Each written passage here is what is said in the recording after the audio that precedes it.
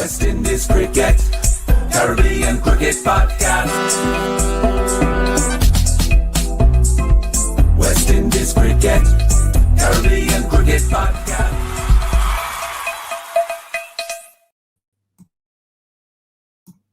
Yes. Welcome to a live call-in show, Caribbean Cricket Podcast. I'm on half the Caribbean Cricket Podcast, Machel St. Patrick Hewitt. Just before it went live, actually, I was just trying to work out, did I even set this for today's time? Sometimes when I set it for 24 hours in advance, and I was just wondering, had I even set this properly? Anywho, we're live now, regardless of what I did and if I got it wrong and so on and so forth. We are live for the call-in show.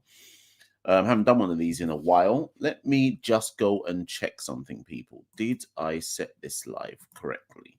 Anyways, what's new, in West Indies cricket? Obviously, we got the ODI. We got the T20 series starting tomorrow. 3 T20s against Bangladesh.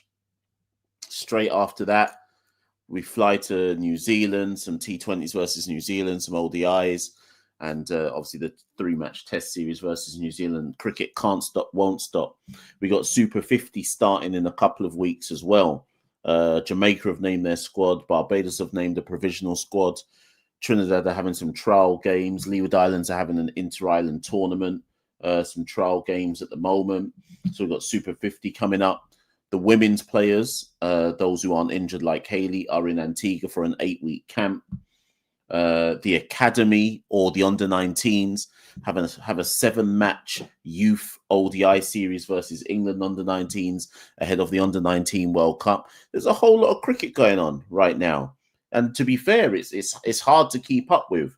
In Trinidad, there's been some news about the man who did the teeth-in of the 500,000 within the Trinidad and Tobago Cricket Board. He's just been found guilty and fined. I think he's supposed to give the money back. He probably already spent that money. So that's going on as well. Whole bunch of stuff going on in West Indies cricket right now. Peter Demroy says, big up yourself, Mash. Hope your family in Jamaica are doing well. With the hurricane around, I hope that all of Jamaica stay safe. One love, yeah. Obviously, away from the cricket, we got a big environmental crisis, potentially. Potentially it's going to hit Jamaica. The extent of the damage that Hurricane Melissa will cause on Jamaica, God only knows. So obviously, those of you can see my Jamaican flag in the background. Those of you who are of Jamaican origin, I'm fairly certain, like me, you've been ringing various family and friends, making sure that everybody is ready as best as they can be for the hurricane in Jamaica, etc. So obviously that's going to unfold over the next 3 to 4 days, etc., if not longer, once all the disaster relief stuff has to kick in. Might try and do some fundraising stuff, depending on what happens and depending how hard hit Jamaica is. I might try to do some fundraising stuff on behalf of the channel. But let's hope it's not that bad, and let's hope the island can pull through. Leslie Braithwaite says, Machel, do you support the call for the firing of Sammy and Co? No. If you've watched CCP long enough, you know by now that the way I view the Sammy stuff is similar to how Manchester United fans. So you see how Manchester United are currently 4th in the Premier League, or 5th right now. So you go back 1 month, 2 months, 3 months, 4 months, 5 months, 6 months, 7 months, 8 months. Every time Manchester United lost a game, their very online, emotional fan base would go online and say, Amarin out, Amarin out, Amarin out, Amarin out. And the problem is with sports is that we currently live in an era of sports consumption, particularly through the online and social media sphere, whereby every single game for your sports team is treated like a 10-part Netflix episode. One game is a 10-parter, right? So we have a modern day fan base for the West Indies who see every defeat as like a bigger crisis than it actually is. And that's why, and some people are disingenuous because they're trying to make, similar to like when Arsenal Fan TV would always do their stuff based on Wenger out. they're trying to make traction from call like that, like it gets eyeballs on you, doesn't it? Like just calling for the manager to go, for the head coach to go. That doesn't mean that there aren't reasonable arguments that can be made to say that it might be time for Sammy to go, and so on and so forth. But me personally, if you're asking me my personal opinion, I just feel that I am always going to approach the situation with West Indies differently to others, in so much as I don't expect us to. There's only a few matches that you'll ever hear me confident to say West Indies can win. I just think that compared to some of the other media outlets that purport to cover West Indies cricket, or compared to some of the fan base that purport to support West Indies cricket, I think I'm just more realistic than the large majority. I just think that how can I get angry about something that I can see coming? And how can I get angry about something that is bigger than any one coach?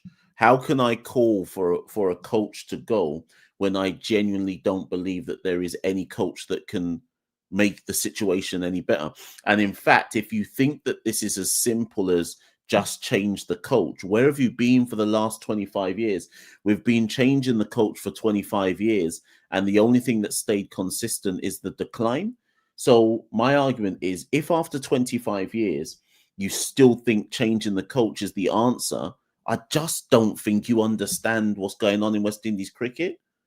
Obviously, everyone knows that my thing is to just call everybody a dunce, but I genuinely have to look at people and go, if you think that is the answer, you must be some kind of dunce. Like it's just deeper than all that, isn't it? So yeah.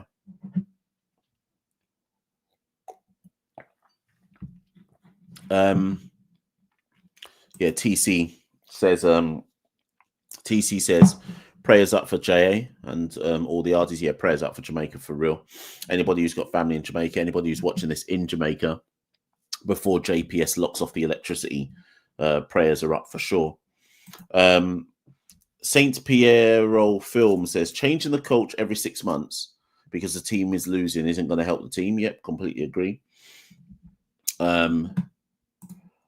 Hackney says we have been down bad for years. My online gripe with Sammy was the treatment of Roach and Brathwaite, rather than okay. I can hear that. I think we definitely got rid of Roach prematurely, to the point where we are in a situation where I've been told that Shamar Joseph will not be fit for New Zealand. So already we're looking at going to New Zealand. If Alzari, let's say Alzari is fit, we're looking at going to New Zealand with a pace attack of Alzari Joseph, Jaden Seals, and probably Anderson Phillip. So was it really worth chucking Roach out? And obviously you can say that's a hindsight thing, but I just always felt like there was nothing wrong with keeping Roach in your squad. Put it this way, I'd rather have had Kimar Roach bowling in India than Johan Lane. And yes, I understand that you have to plan for the future and start to bring through the new blood, but that's if Roach was dreadful. But Roach wasn't dreadful. So yeah, I think there's some valid critique there. Ashon says, Mash, everyone knows the team is struggling for decades, but under Sammy, our game has gotten worse.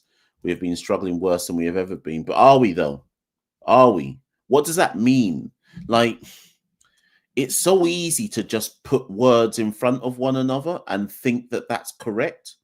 Like, what does that mean, though? Okay, let me break it down for people. Let me just break it down. And I'm not here to defend Sammy. So please, the dunces that always come in the comments and go, "Oh, you're just a Sammy defender." Please, I'm like, you can hear the fatigue in my voice because I'm so tired of saying this. I'm so tired of breaking it down for people. One more time with feeling. The T20 World Cup last year, we got to the Super Sixes or Super Eights, or whatever it's called. That's better than how we did in the 2 World Cups previous, right? 2022, we didn't even get out of the round 1 stage. 2021, we were automatically placed in the main group stage and we lost all of our games except one, which was against Bangladesh. If Sammy is shit, cool. If you want to say Sammy's shit, that's fine. But if we're basing it on T20 cricket, the metric is the World Cup. His World Cup performance in 2024 was better than the previous 2 World Cup performances that we had. That's the first point. Are you lot listening carefully? If you're wondering what's happened to my voice, I've been ill the whole week. There's, you know how schools, once germs start spreading in schools, once we get to the school holidays, teachers, as soon as your body knows that a holiday's coming up, it just hits you with the down badness and you're finished out here. So that's the first point, right? So if the T20 World Cup, if the T20 World Cup is the metric to assess how good the T20 side is, Sammy's side did better in the T20 in the 2024 World Cup than the previous 2 World Cups, right? Now let's move to ODI cricket. West Indies have been terrible in ODI cricket for 10 years, if not more, but definitely 10 years. Please listen carefully to what I'm saying. Between 2015 and 2019, the West Indies did not win an ODI series anywhere in the world. Are you listening to what I'm saying to you? Are you listening? Listen again carefully, because some of you just don't get it. Like, you genuinely just don't get it. Between 2015 to 2019, the West Indies did not win an ODI series anywhere in the world. Not away, not at home, nowhere. We barely qualified for the 2019 ODI World Cup. If it hadn't been for a teeth out and rain against Scotland, we wouldn't even have made it, right? 2023 now, we don't qualify for the ODI World Cup, which is in keeping with the trend of how down horrendous we've been in ODI cricket. In the last 2 years since not qualifying for the ODI World Cup, the West Indies have won 4 out of their last 5 ODI series at home. They are still dreadful away from home, but they have won 4 out of 5 ODI series at home. Go and find me the last time West Indies were that strong at home in ODI cricket. Just go and find it for me. None of this means that you can't hold Sammy to account, but come on, let's at least be honest with the stats and facts in front of us. Please, let's be honest about it. And then lastly, Test cricket. You can tell me that Sammy is shit in Test cricket if you want, and he may well be. But so far, the only metrics we've got to just to judge Sammy on in Test cricket is a 3-match series versus Australia and a 2-match series away versus India. Really? So we're gonna say the man shit because we lost all 5 Test matches to Australia and India? Really? Come on, man. Come on, man. Like, stop it, innit? Stop it. This is why I think a lot of the uncles, like, if you don't study West Indies cricket properly, you just need to just stop talking, innit? Just stop talking. If you're one of them old uncles who still tries to judge 2025 West Indies cricket based on a 1990s understanding of West Indies cricket, just stop, innit? Just stop talking on the cricket and move to one side and let people who actually study the stuff talk. Just move to one side now, because it's getting boring out here. It's getting boring out here having to listen to the sensationalism. It's getting boring out here having to listen to people who don't understand the reality of where we're at. It's getting real boring out here. Really, it genuinely is. This is why I don't do the call-in show too tough, because it's getting boring out here. Like, we're going to get swept by Bangladesh. Anything other than a 3-0 defeat is a positive result against Bangladesh in these upcoming T20s. And there'll be people that will listen to that and we go, nah, Mash, we got to beat Bangladesh in this T20 series. But you ain't studying the cricket properly. You ain't studying where we're at properly. Anything other than a 3-0 defeat is a positive. Just like in the ODI series. A whole, like, I see that dunce uncle who does his show saying Sammy's got to go, full sop. Man didn't even put a T on the stop. Man said full sop, you know. Sammy's got to go, full stop. I said Jaja. And I'm thinking, what, losing a 2-1 ODI series away to Bangladesh was the final straw for you? What did you think this was? What do you think we are? Surely anybody with half a brain knew we weren't favourites to win the ODI series in Bangladesh. You don't even need to know too much to know that we weren't expected to win that. I'm tired. It's getting boring out here.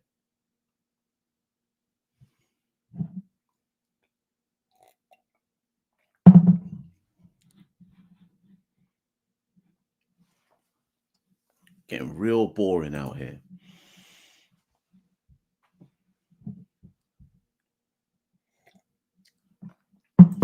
Right, so Ashwan goes, Mash, we have lost our last 7 T20 biological series.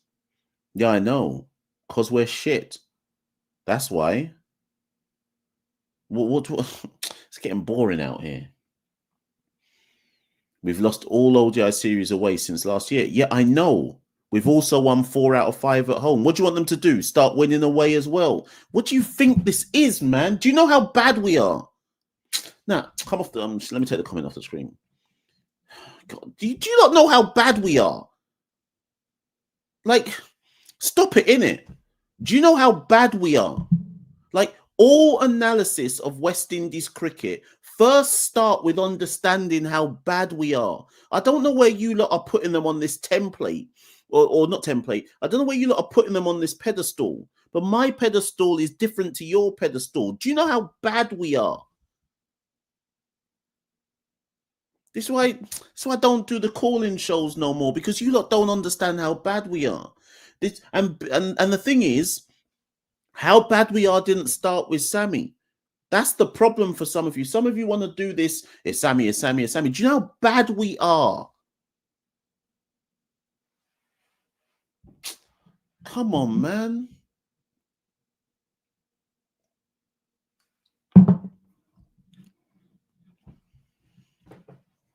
Anyway, call-in show. Call-in show. There's some people in this chat, like, if you're younger than me, so we're talking anyone under the age of 35, if you're younger than me, you've never seen West Indies be good. You have never in your life seen West Indies being good. Obviously, you've got like the couple T20 World Cups, but you've never actually seen us being sustained good for any period of time. So this is why there's such a big like disparity between people under 35 and people over 60. People over 60 once saw us be good, and I think they've never been able to let that go. People under 35 have never seen us be good. They've never seen. Do you understand what that means? People under 35 have never seen. They don't know what West Indies being good means. I'm caught in that halfway house between the under 35s and the over 60s, where I caught a sniff. I caught a little sniff in my youth years of West Indies being good, but I know we're shit. Right? So I'm in that mid-range. I'm in that mid-range, but Bear Man have never seen West Indies be good. So it's actually insulting to the young lot when we try and tell them that West Indies can do this and West Indies can do that. The under 35s know that we aren't good, you know.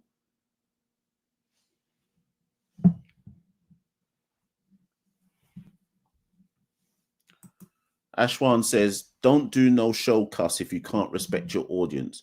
Don't be dunce, because I know you're smarter than that. Yeah. If you want me to, I can shift this and engage in intellectual intercourse with you. I can do the intellectual intercourse. I can make this intellectually raunchy. But what's the point? If the audience is dunce, I'm going to tell the audience that they're dunce. They don't have to watch. I don't remember I'm different to other people. I don't beg nobody to watch. Like you can literally click off right now, and you can unsubscribe, and you can click dislike, and you can do all that. It don't bother me.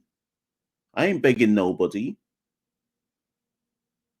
Like you literally don't have to watch the show. I ain't forcing nobody to do anything. Do you know what I mean?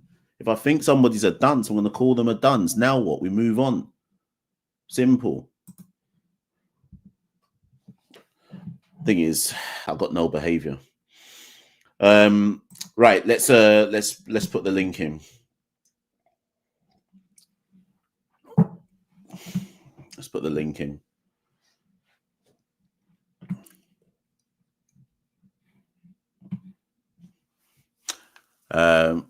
Thing is, I've got brought up, see, but I just don't like to show it.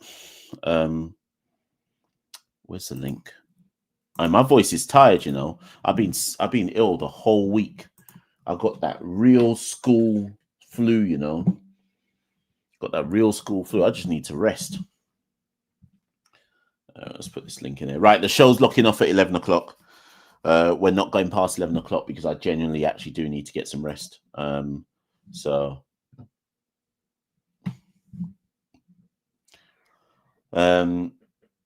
hold on. So I'm gonna put, yeah, there's the link. Ghost George says, hey Mash, any plans for Faz going forward on the CCP network now he is a free agent? That's a good point, to be fair. I should probably reach out to Faz and see if I can get him as a regular. I'm sure he'd probably I'm sure he would probably agree to that, to be fair. I'm currently I've got some associates in New Zealand, so I'm currently gonna try and reach out to them to see if I can get some specific New Zealand content going on as well when West Indies reach there. Similar to what Tawhid did for us in Bangladesh. You can tell you don't know already that there's going to be no Caribbean outlet in New Zealand. So I'm going to reach out to a couple of friends that I've got in New Zealand, see if they can do some stuff for me when there's some like proper cricket heads, see if they can do some stuff for me. Because this is the thing, right? If I let you people in on some of the backstage stuff which happens. So because CCP is recognized as a as cricket media, whether people like it or not, like we're recognized in different parts of the world as a legitimate cricket media house. So all I'm doing is I'm utilizing the fact that we've got a name, and I'm reaching out to people that I know their cricket. Whether you rate them or not is irrelevant to me, but I'm reaching out to people that I know their cricket. And I'm just basically saying to them, listen, here's the deal. I'll get you the media access. I'll make sure that all your media passes are clear. I'll link you up with the West Indies camp. And all you need to do is I'll get you some exclusive interviews and so on and so forth. Oh, we're outside, you know. We're outside, you know. Tawhid will tell you the Jaden Seals and Badgery stuff was particularly the Seals one. That was me just linking Tawhid up to the people that mattered in West Indies cricket. And I just said, listen, my guy Tawhid's coming out there. Sort him out, please. And that's how it all came about. CCP doing more for West Indies cricket than people don't even know. People don't even know, you know. West Indies teething out my ideas as well. Diaspora now flying out to islands to go and play cricket. West Indies giving out developmental contracts to the youth players. They're teething out my ideas and don't even want to give me a little piece of change. Just everyone just watching this show on their burner account and teething all my ideas and nobody don't want to give me no change. Man just cussing me in the comments.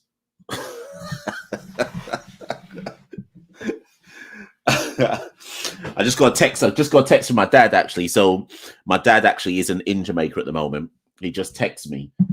He can't get back to Jamaica. So as I told him when I spoke to him this morning, I said to him, your flight's going to get cancelled. There's no way they're going to let flights into Jamaica from today or from tomorrow. So he's trying to get back from he's going to be in the States, but the airlines have said no flights are going into Kingston, which is just as well. But God knows what's going to happen to the house. For all I know, he's going to come back to a house that's just mash up. So who knows, boy? Who knows what's going to go on? Boy, I feel it for Jamaica, you know, because it could get rough. in the next 48 hours or so. Anyways, we'll see. We'll see. Won't be the first time. Won't be the last time Jamaica face a hurricane of epic proportions. Right, let's move. Let's get people on for the live show. Right, Fireball's up first. Yes, All right, Mash. Yeah. Hi. I'm going to talk about the hurricane. First of all, before I start, my best wishes out to Jamaica. Hope minimal, if no, loss of life, loss of property, and everyone there is safe. I'm worried.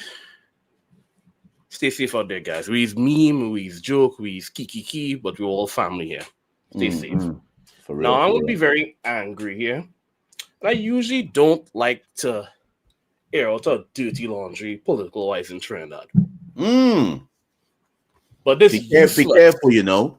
Be careful. I'll be careful. This useless, incompetent, USA ass-licking government left 300 plus students in Jamaica stranded, and it took the student association to tell them, I want to use profanity, but I don't want to remove you. I don't want you to lose your demonetization. There's a strong profane word I want to use. A popular Trinidad profane word. I want to use it. These useless sacks of filth leave these kids abandoned, and here's the joke. The foreign minister, who is not qualified to be there, clown token, but batting like he's skirt at number 3. He don't know what to do. He said, we sent an email. The student association said the email come in the evening, talk about flights in the morning, costing 600 USD. Are you some kind of clown? Are you some kind of moron? So what's the latest state of play? Because are there even going to be any flights that can come out of Jamaica now to Trinidad? The government claimed that 100 they got 100 students away, but the student association rebuffed those claims, even though the dog shit media of the Republic of Trinidad and Tobago spreading the government lies. So, I don't know. I'm hoping as much students as possible. They give the students a little can, a little cricks, a little Milo. The students, they're in a shit situation. I don't know what else to say it, but they're taking a good stride. I hope the ones that's still there, they get shelter. I know the yardies will take care of them. And before these idiots consider me a supporter of the People's National Movement, or these People National Movement uncles in Dago who telling you that Hines should be playing West Indies cricket, say, yeah, boy, one of us. You see, that party, arrogant liberal party, just like the Democrats and just like Labour in the UK now, lost to these shithongs. You lost to these shithongs. Don't come and celebrate here. Don't celebrate here. You lost to these shithongs. All right. Now let me go to the cricket. We're going to lose to New Zealand. We're going to lose to New Zealand. You know what? It was important. It was important to get that off your chest. So that's fine. That's fine. Yeah. It's more important things here. More important things. Yeah, we're going to lose to New Zealand. New Zealand bowled out England. England's a bad ODI side, but they whitewashed us. So expect us to get licks in ODIs. Test, we're going to lose.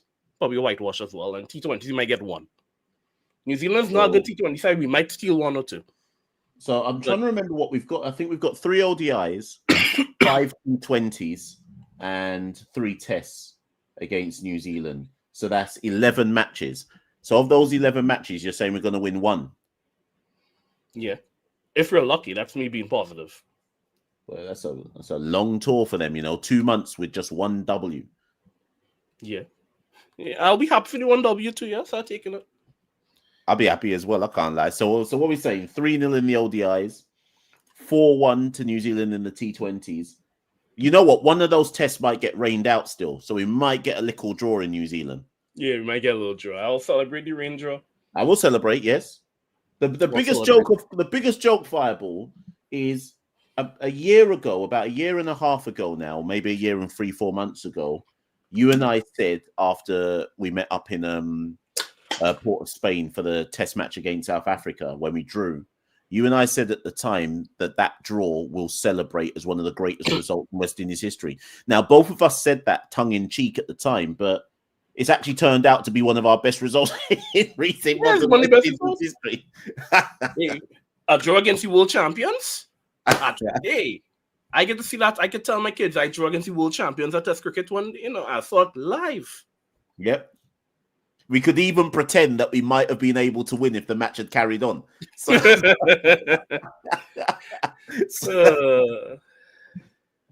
yeah. But listen, we got a couple more callers in the thing, and I'm gonna shut this one off at 11. So I'm gonna move to the next caller.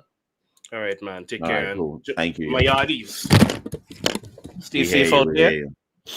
Stay safe out there. We all hope we're all rallying for you. For real. Thank you, Fireball. Yes, as Fireball says, that's actually a very good point that he's raised there about when there's a disaster going on in a country.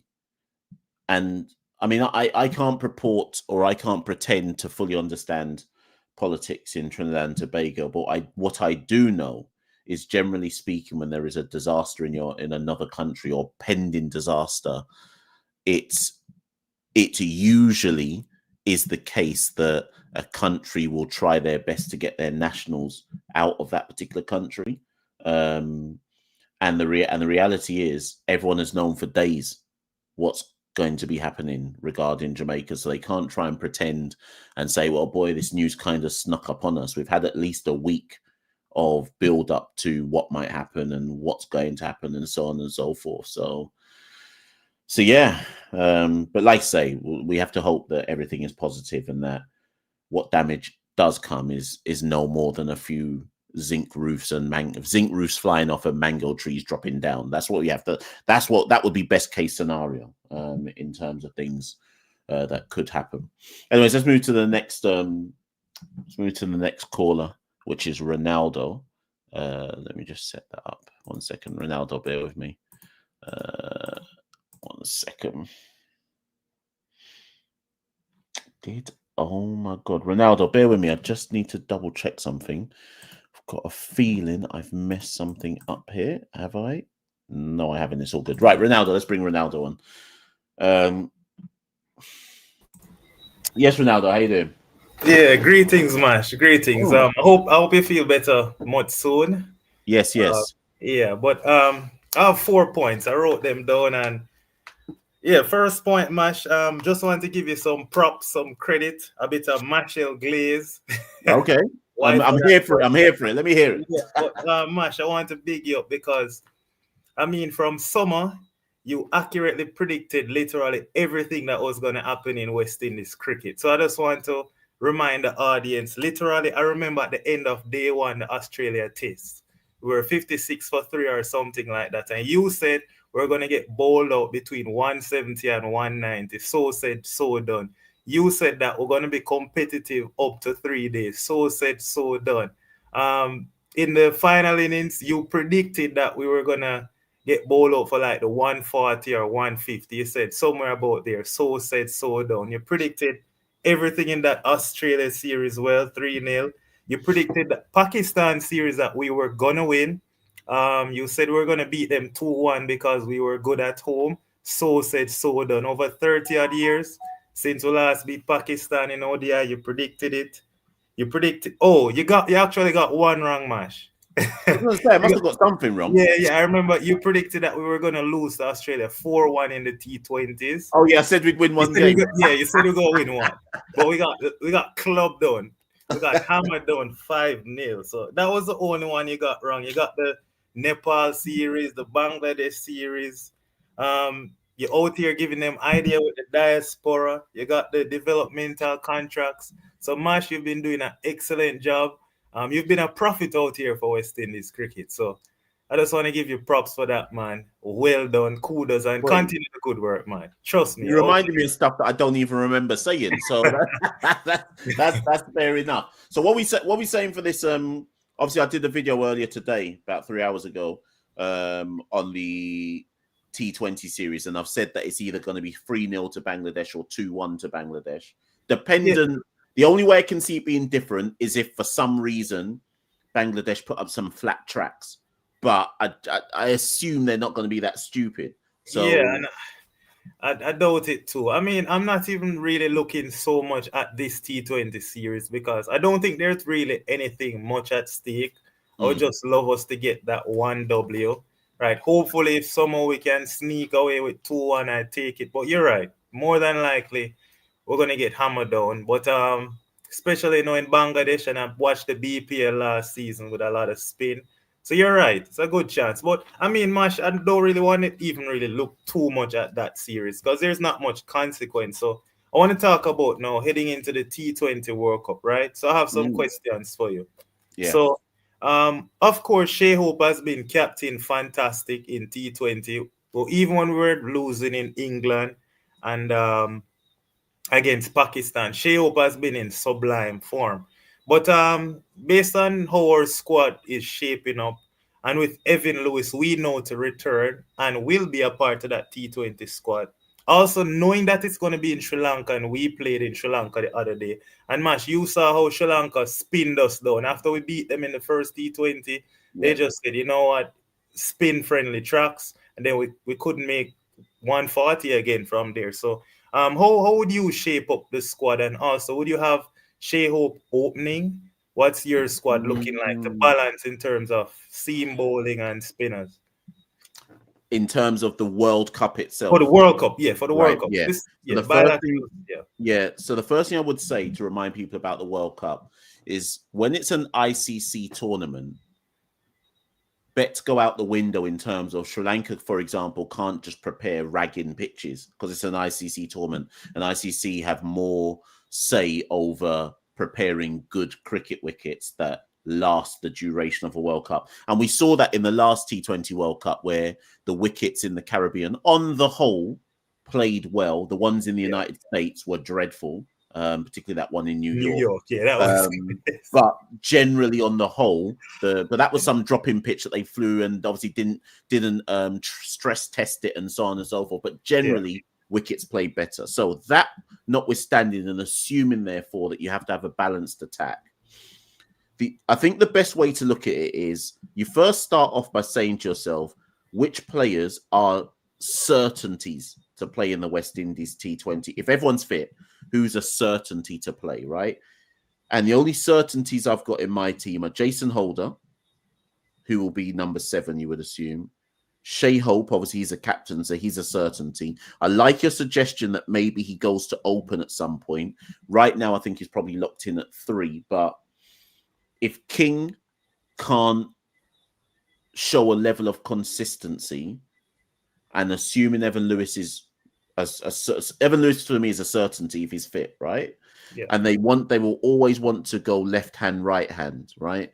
So there is an argument to say that Lewis and Hope end up opening come the time of the World Cup.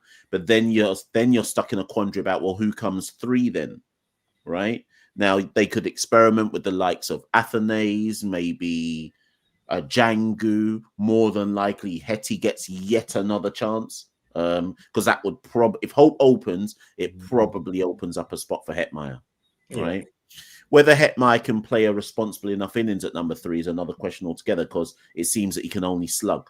So I don't know if that's even a role for Hetmeyer. And to be fair, Mash, I think I'd rather Hetty slugging than watching. Athenaeus is going to get a start. I'm so tired of watching Athenaeus face 20 balls, make 23, get out. 15 balls, make a good-looking 17. I know he's going to get a start with Athenaeus, but then he's just going to either sweep and he's going to do something and get out. And he's so talented when I watch Athenaeus. He doesn't look bothered at the crease, but he just finds a way to get himself out. And that's frustrating.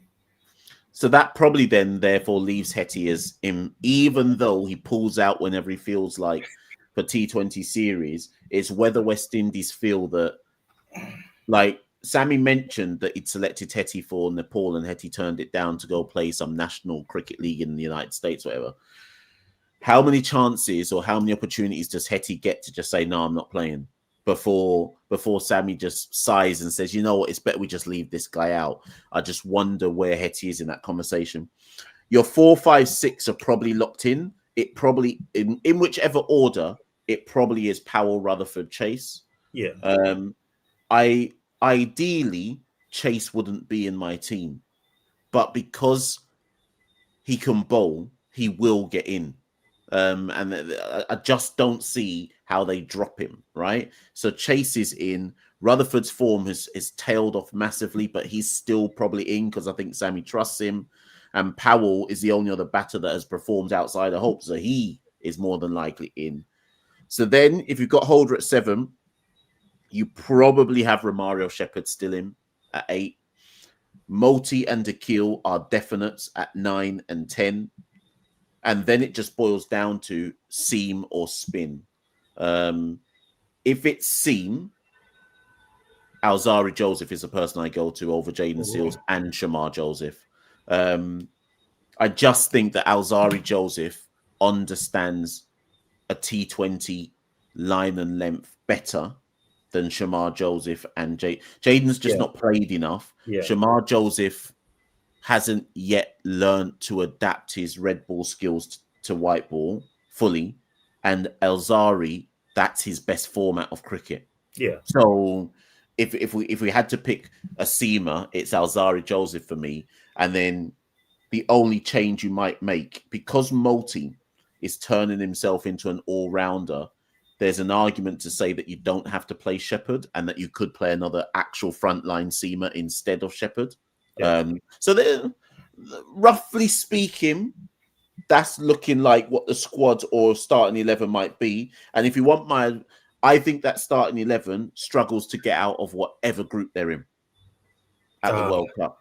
No matter who we're putting a group with, it is going to be an almighty struggle for that side to get out of the group. And I think that's fair because it's basically the same team that we had playing in the home World Cup, because basically it's the same team with Russell gone, so Jason Holder is now there.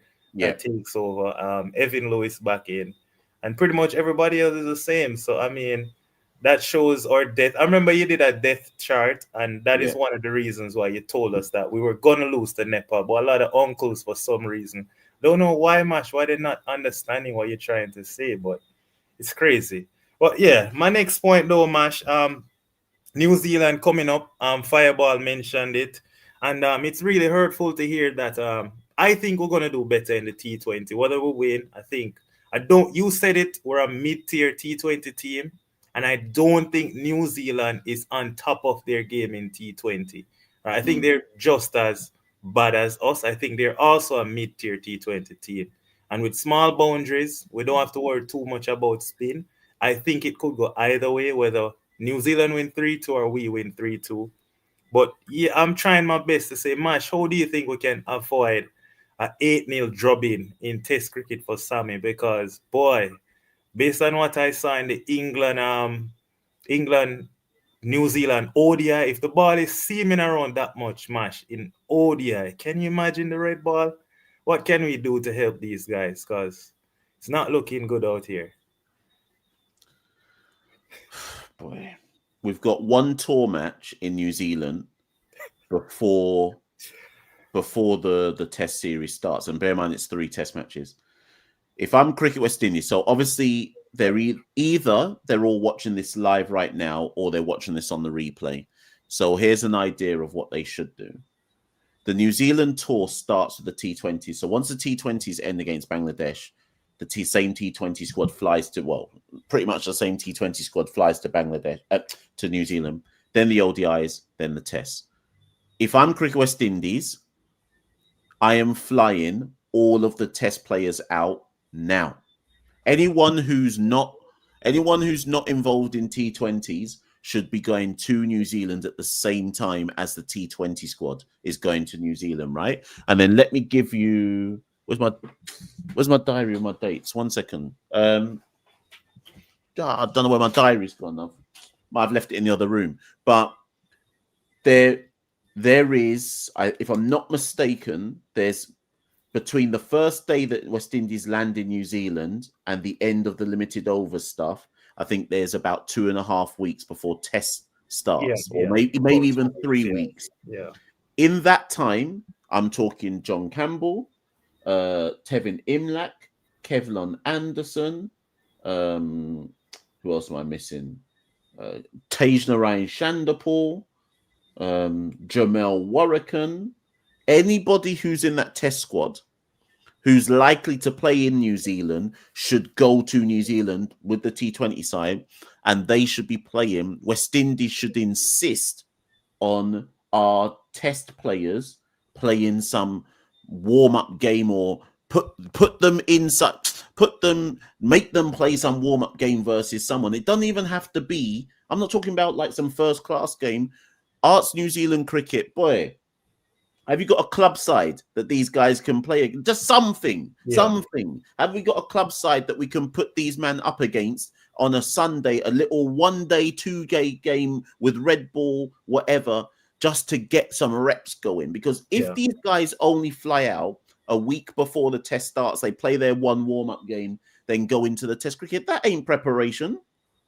So it's similar to what Santoki said before India. We went to India, played no warm-up game, and treated the first test match like it was a warm-up game, and got absolutely humiliated, right? We can't go to New Zealand and treat the first test as a warm-up game. We know what's gonna happen. But Mash, why they won't listen to you? Like, you've been saying it. Why we cannot go anywhere overseas and don't play warm-up game? You've been saying it for over 2 years now, and we've seen the result. Why they won't listen? Well, they'll say, well, one of the reasons will be money. They'll say, well, boy, we can't afford to fly these guys over. But I don't want to hear can't afford. You have to find the money if you want to be competitive. Because what will happen in New Zealand, by the time we get to that third test, we'll actually probably be all right. But we would have taken 2 test failures before we've got to that third one to actually look like we're okay.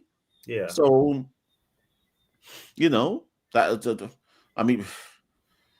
Mash, what's your take also on like, for example, I think John Campbell in the test match, when it was doing a little bit in the India test series, he actually looked a little bit solid. He looked good to me. What's your thoughts on getting John Campbell in the ODI squad for? Because I think John Campbell, his technique, his temperament sometimes, I think he looks better than King and Athanaze in swinging conditions. Because King, even in the series against Pakistan at home, I thought that Hassan Ali and Shaheen Shah Afridi, they were just getting King out in the first and second over, testing his technique, and King didn't look good when the ball was moving. And I think Evan Lewis did play well in that Pakistan series. I don't know if he's going to be available for the ODI. So if not Evan Lewis, or even both of them, Evan and Campbell, I think John Campbell, he looks a bit... I mean, he just looks better on the eyes to me when the ball is moving than opposed to Athanaze or King. I have nothing against John Campbell. What did they not call him up for England? Was it England or was it Ireland? I think it was Ireland. Ireland, yeah. I have nothing against John Campbell being in an ODI squad. The thing I like about John Campbell is we can all question and debate if he's good enough or not. But the one thing that you can't question about John Campbell is he trusts his own ability. And sometimes, so as simplistic as this sounds, you need to have a cricketer who's actually confident in their ability. Campbell will always, more often than not, give you a nice looking 25 and get in out, Test cricket, which obviously sounds very subpar and ridiculous. But can't believe I'm about to say this, but I am saying this. I'd rather have a guy that looks confident and is able to get to 25 than a guy who goes under 10, under 10, under 10, maybe a score of 40-something, under 10, under 10, under 10. Like Campbell, you're like, whenever Campbell comes out to bat, I'm like, well, he's not going to get out for a duck or like a 1 or a 2 or 3. He's going to back himself to at least hit a few boundaries, get into the 20s, and then he's going to get out. So there's always been a player in John Campbell, and a player who clearly isn't afraid to attack bowlers, right? So yeah, I don't see why you wouldn't try him in ODI cricket. I don't see no harm in it. It's not like we've got tons of players keeping him out of the squad. So I don't see any harm in it whatsoever. Yeah. Mash, my final point, because I know more callers are here, but regarding to Jason Holder and the ODI team, is it possible for you to? I know I regard you as the number one cricket channel in the Caribbean. I listen to all Caribbean cricket media, and I know you have a lot of power. You speak with Jared Kimber and others. Um, can you like speak to anybody from the higher ups and find out why is Jason Ola being limited? Every time I see T20 squad, I see Jason Ola, and there's no mention of him. Why is he not in the ODI squad? And you cannot tell me Justin Greaves is the reason for Test cricket, because I think both can fit in. And if it's a shootout between the two of them, nobody in their right mind can tell me Greaves is better than Holder, especially going to New Zealand, their conditions. Nobody can tell me Holder is not better than Greaves. Have they not remembered what Holder has done when the ball is moving? So Mash, I'm asking, can you find out about Holder, and also do you know anything regarding to why has Akil Hussain not been in the ODI team? I listened to that interview. Um, and yeah, you got what was his name again? Tahid. You got him to Yeah. interview Akil, and he spoke about it in the video, but Tahid didn't say much.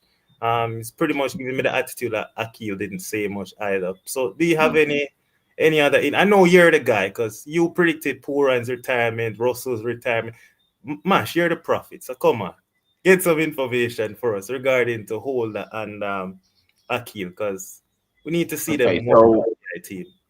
I've got a story where Jason is concerned, but I'm trying to work out in my head how much of this story can I tell. So let me see how to word this one.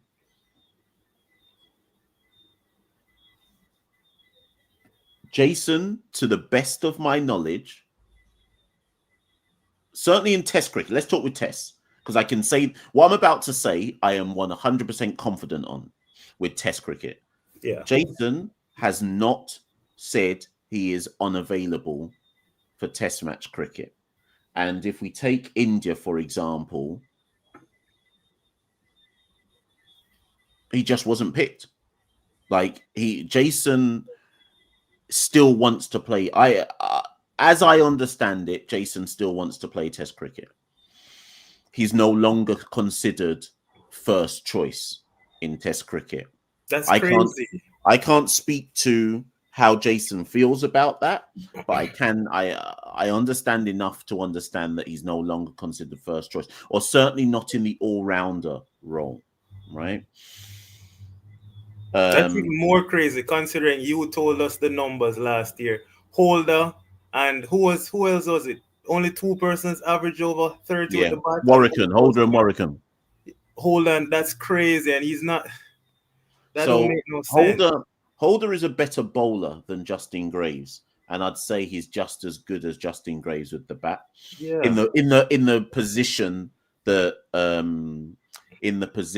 they are being asked, or that Graves is being asked to play in. That's not me denigrating Justin Graves. I'm just saying that that's how I feel about it.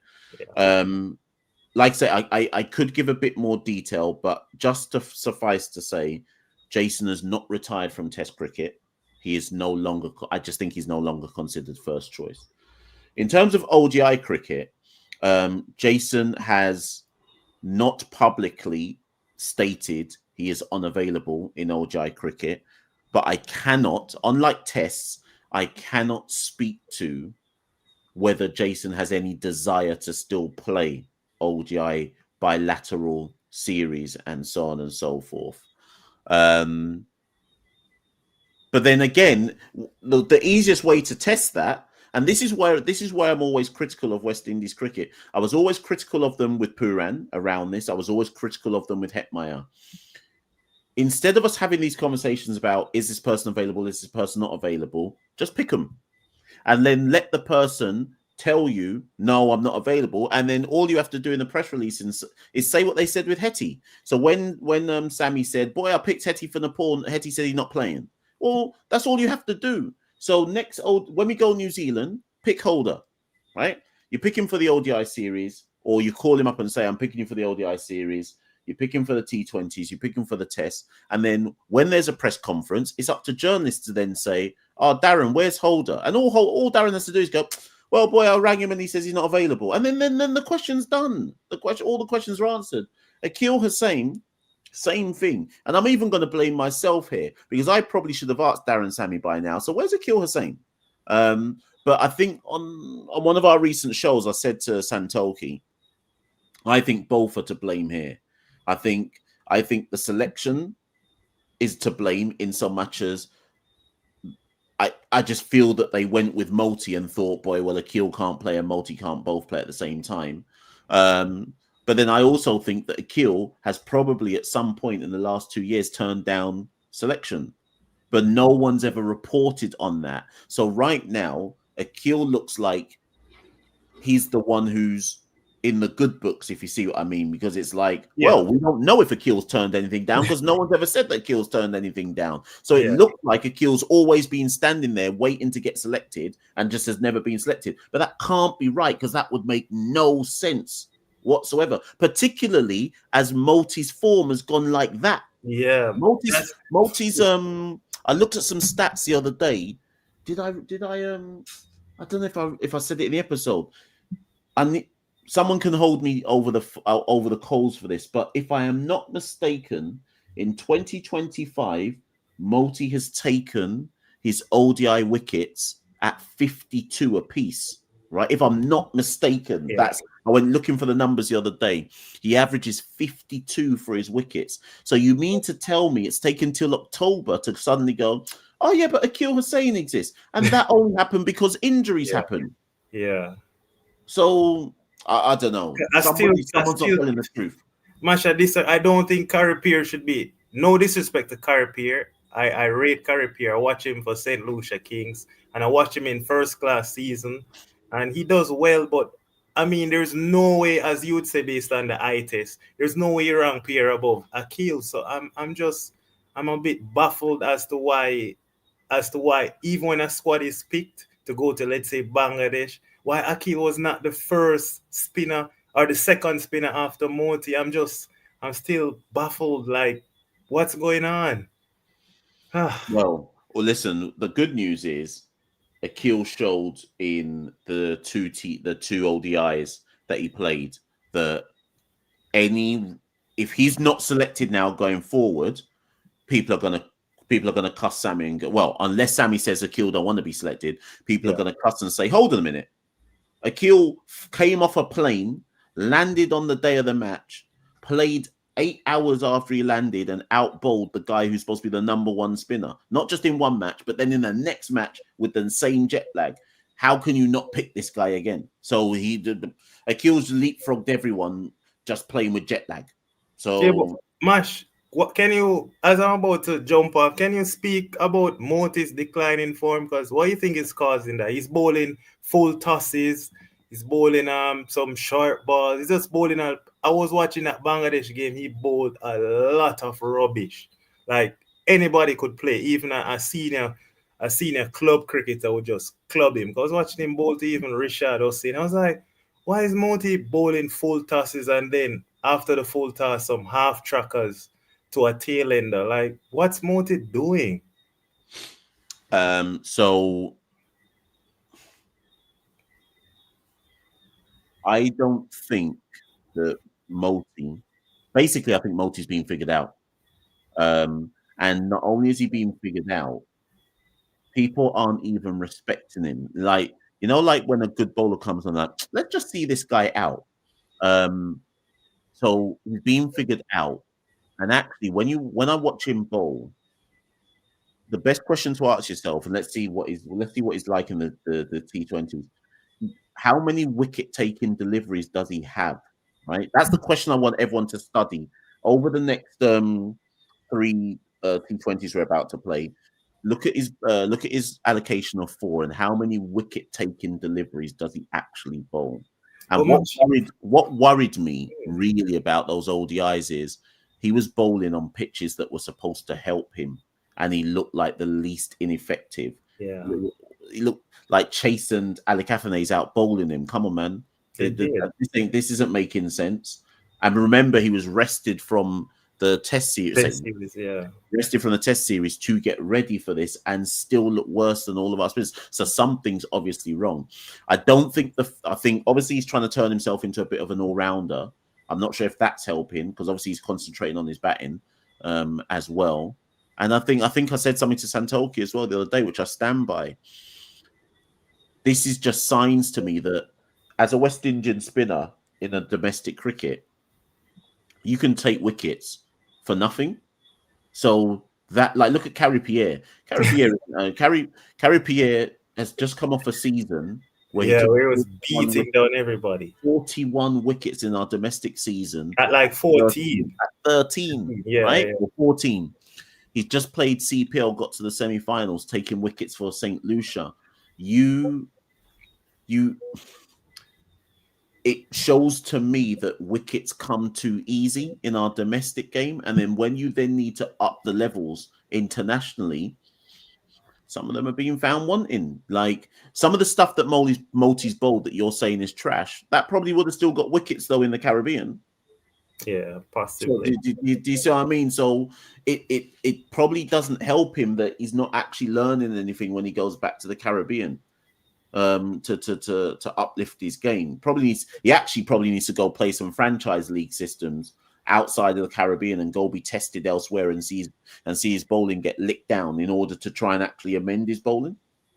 But Mash, they need to just go to your eye test, because once you call it, as you can see, your eye test is the best out here, man. So they need to just look at your eye test, because when they pick it, once you give somebody the go ahead, usually that person do fairly well. And when you're saying that, listen, don't pick the yoke man as yet, don't rush him into test cricket. When you say it so said, so done. So Mash, just let them know. Let Mr. Bascom know. Listen, you're the guy for the eye test. Just let them know. And we all gonna here on CCP family will give you the support. Just let them know.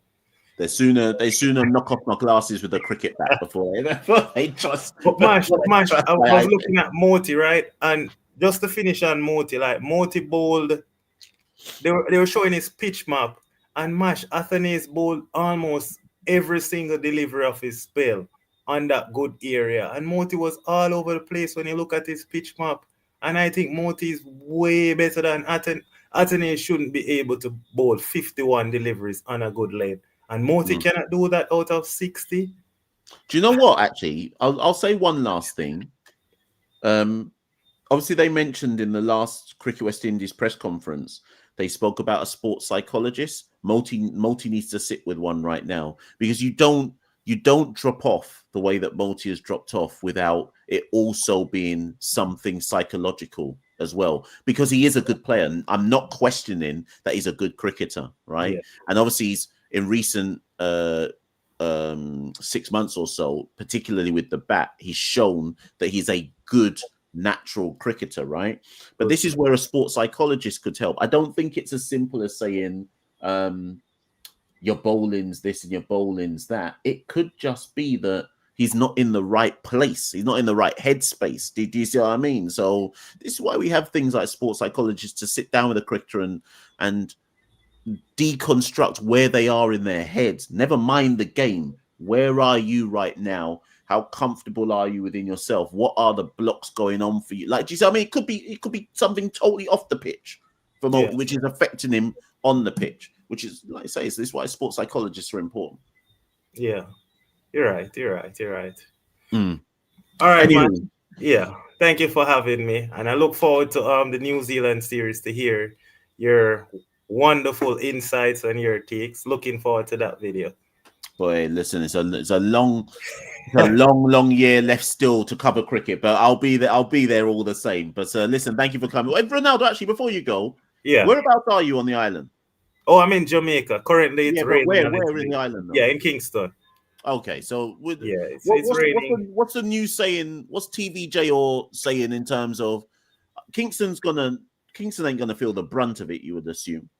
Well, currently, I was watching JIS. They were speaking about we're gonna experience a lot of rainfall. The wind is gonna pick up. No school tomorrow, as you know. I mean, but for me personally, when I look outside, it's not raining that heavy. It's pretty much light rain so far. But so far, we're just keeping a close look on things. But we're not getting the brunt of it like Portland and St. Mary. But Yeah. yeah, it's okay so far in Kingston. So you're not doing any boarding up of windows or anything like No, that? no, And nothing like that. Nothing like that. okay, you're gonna you're gonna get through. You're gonna get through. It's all good. Yeah, it's all good. It's all good. All right, Ronaldo. Listen, thank you for coming on. Yeah. All right, thank you for All having right, me. then. No Take care. problem. No problem. Cool. Yes, people. That was Ronaldo, out of Kingston, Jamaica. Listen, people. I think that's it. We've got an hour. Benton Lawson says all West Indian players should be having team and individual sessions with sports psychologists. 100%. 100% is an absolute. It should be an absolute given. They shouldn't even be on a tour anywhere without having access to a sports psychologist. You know, fam, we shouldn't even be discussing this. That just should just be a given. A player's supposed to be able to leave a training session or leave a match and know that the next day, boy, let me just go sit with the sports psychologist because I feel like I'm blocked and I don't understand what's going on for me right now, and I need some help with my visualization, or I need some breathing patterns, or I just need to talk on X, Y. Like, let's not get this twisted, people. As much as we can sit here and go, boy, yeah, you know, this generation, they're this and they're that, and so on and so forth. Being on tour is a difficult.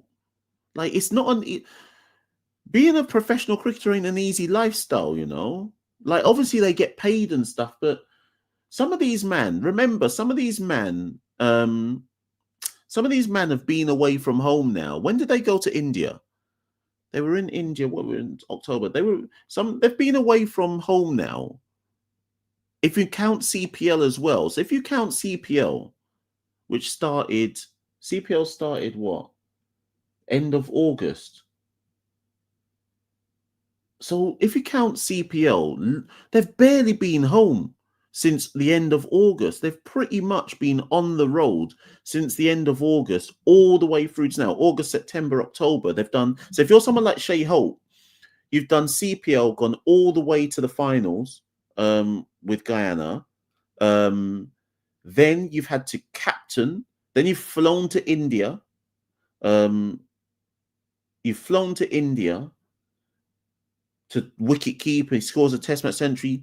Then you fly to Bangladesh. You're captain for the ODI series. You're still in Bangladesh now for 3 T20s. Then as soon as that's done, they fly to New Zealand. This is Shea Holt we're talking about. And as soon as that's done, you fly to New Zealand. 3 T20s. Sorry, 3 ODIs. 5 T20s. Sorry. He's captain. 3 ODIs. He's captain. He's in the test squad. By the time Shea Holt next sees his yard in Barbados, is basically after Christmas. That's 4 months on the road. Life ain't easy, you know. Life ain't easy. And then these men have no one to talk to other than their mates, other than their teammates. It's long for them.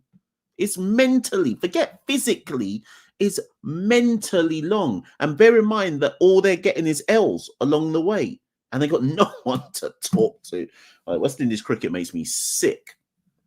West Indies cricket makes me sick, cuz. We're so backwards, cuz. We're so amateur. We're so freaking amateur. Man just on the road for 4 months. Just living out of a suitcase from hotel to hotel. Flipping long, cuz. And then when these players do bad, men just want to cuss and say Sammy out.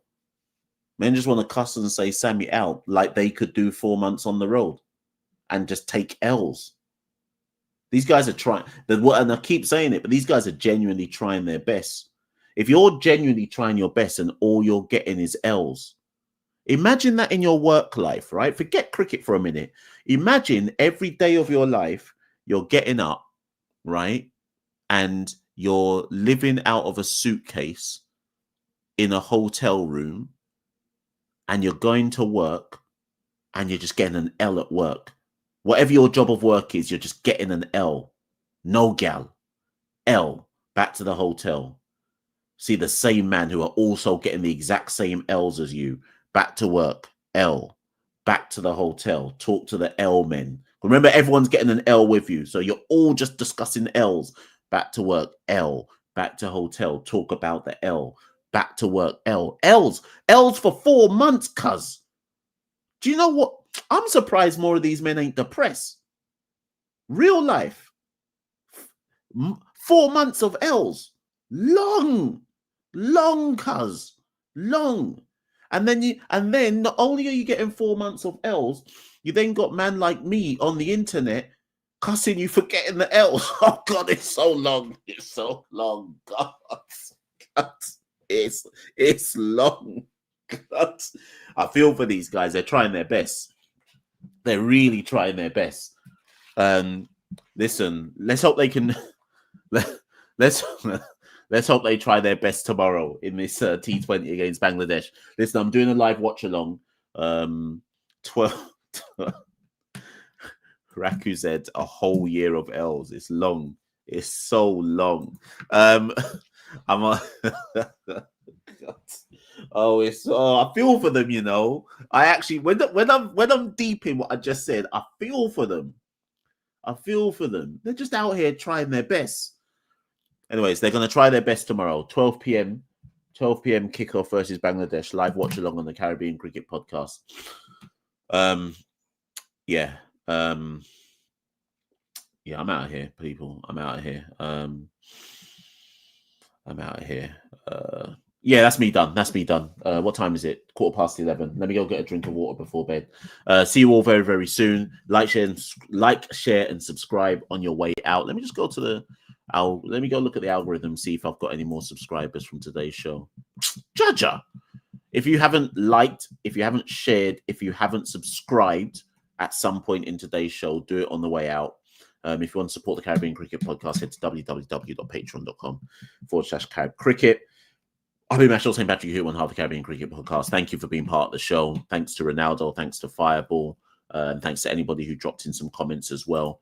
What's the next stuff that we're dropping? We're dropping some. So the watch along tomorrow, and we're dropping something else tomorrow. I can't remember what, but look out for it. And I'll see you all very. Oh, last comment. So I meant to say this one. Jay says, any updates on Ford's injury? Would love him to be in New Zealand. I actually found out about this. So Ford, they're hoping will be fit again for New Zealand, but will be touch and go with regards to that. Because even if he's fit and he recovers, I think it was a shoulder injury. Even if he recovers, is whether he can get the match fitness and reps in ahead of New Zealand. So that's touch and go for me. Anyways, like I say, people, thank you very much. See you all very, very soon. I've been Machel St. Patrick here on Half the Caribbean Cricket Podcast. Peace. West Indies Cricket, Caribbean Cricket Podcast.